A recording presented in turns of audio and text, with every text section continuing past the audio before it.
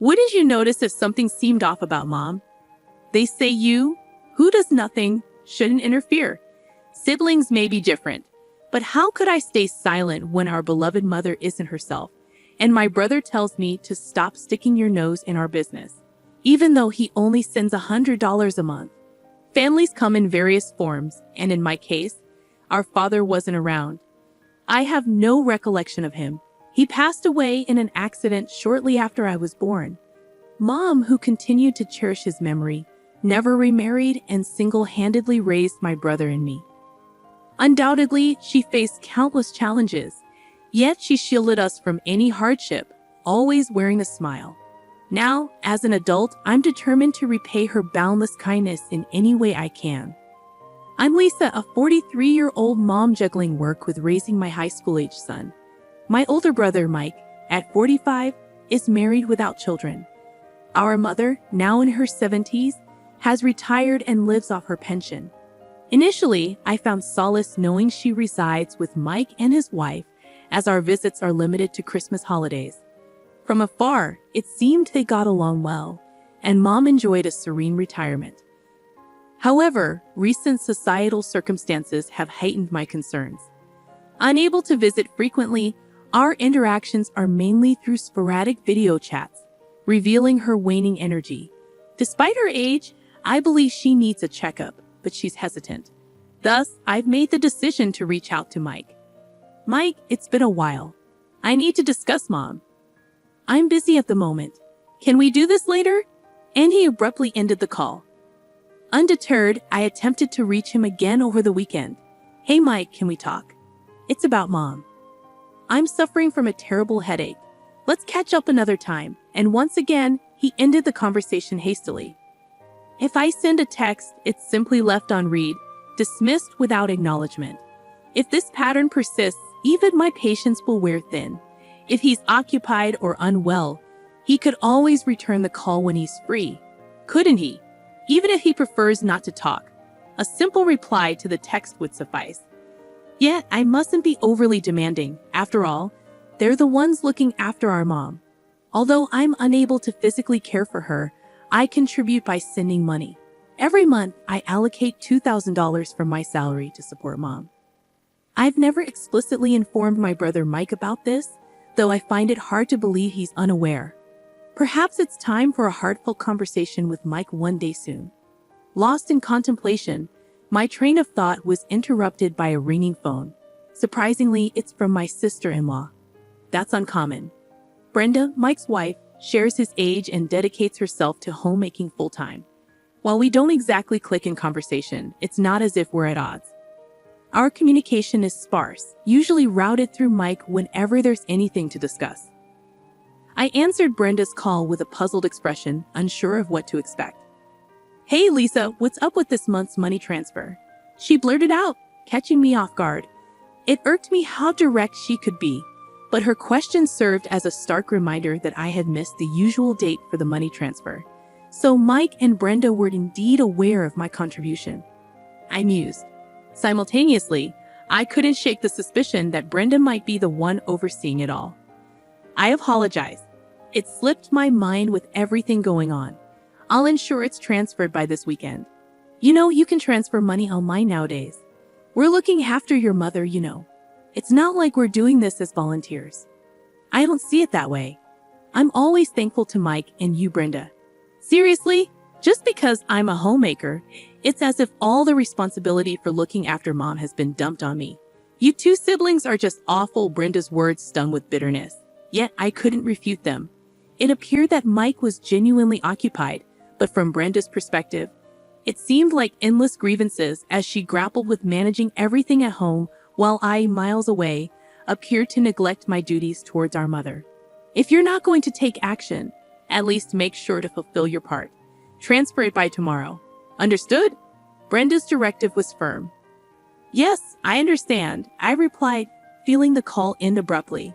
She had a point. Unable to contribute in any other way, ensuring my payments were punctual seemed like the least I could do. The following day, I informed my workplace that I would be tardy and hurried to the bank to arrange the transfer. A few days later, my mother's name flashed on my phone screen. I answered, curious if she was calling to confirm the deposit. Hey Mom, how's everything? Lisa dear, I hate to trouble you, but could I ask for a bit more money just this once?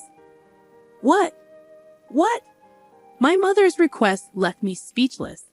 After ending the call, I sprang into action. With my husband's approval, I requested paid leave from work. Once everything was arranged, I boarded a plane bound for my childhood home in a distant land. Mom, what's happened? I was speechless as I encountered my mother, who had come to welcome me upon my arrival home.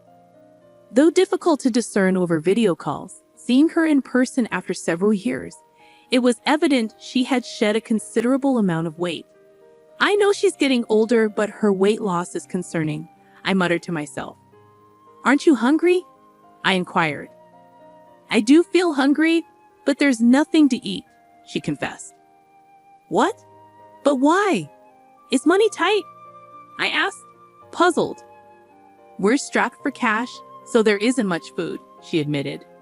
No money? Wait, Mom, have you been preparing meals? My concern deepened. No, Lisa's the one cooking. But with just a cup of noodles every night, I've naturally lost weight, my mother explained. And Lisa? Is she eating the same way?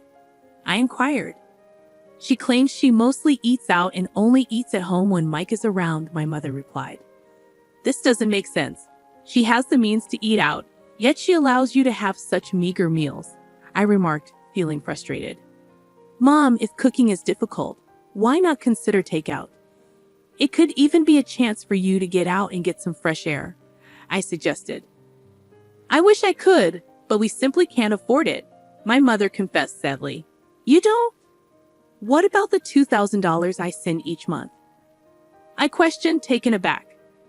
Well, Lisa uses it all for the monthly expenses, my mother revealed. What? What kind of expenses?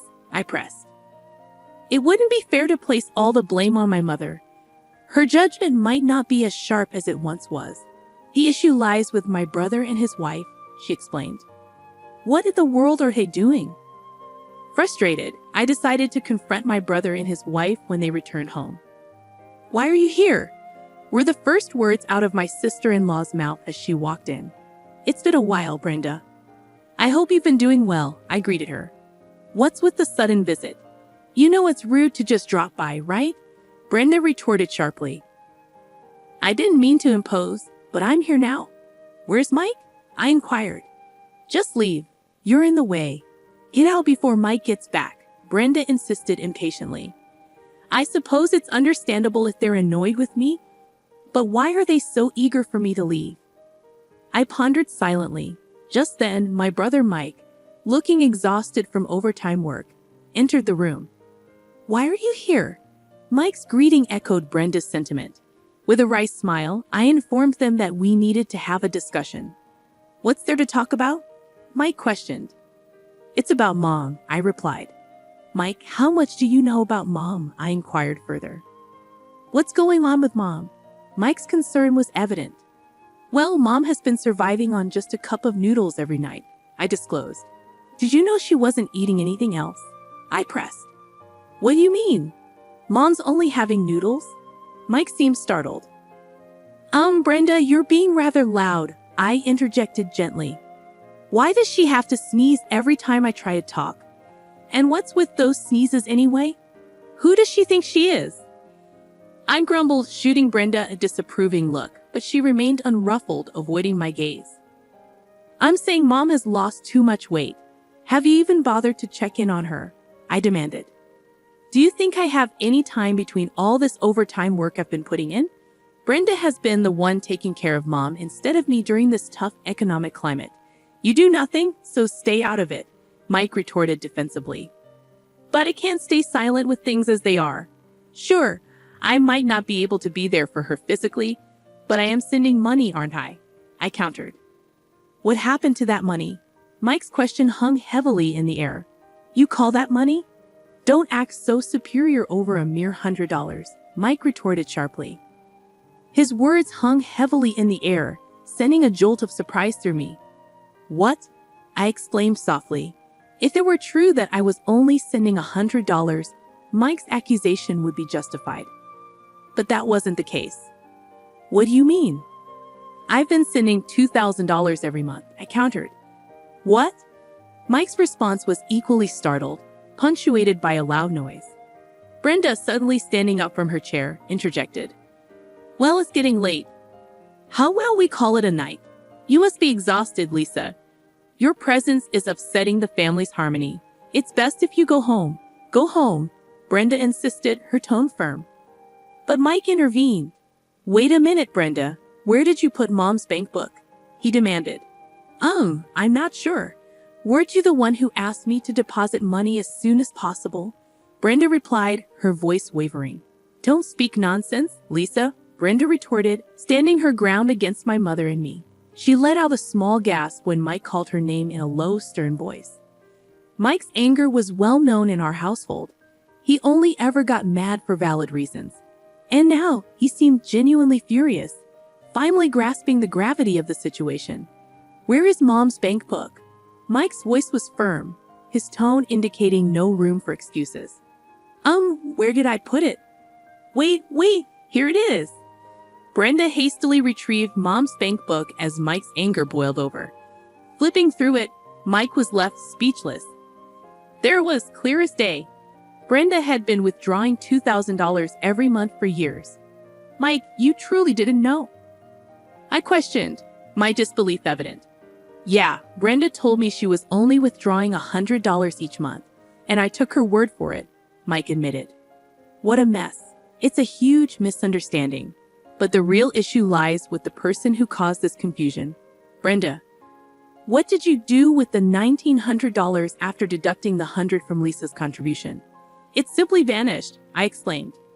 How does money just disappear like that? It's absurd, Mike added, bewildered.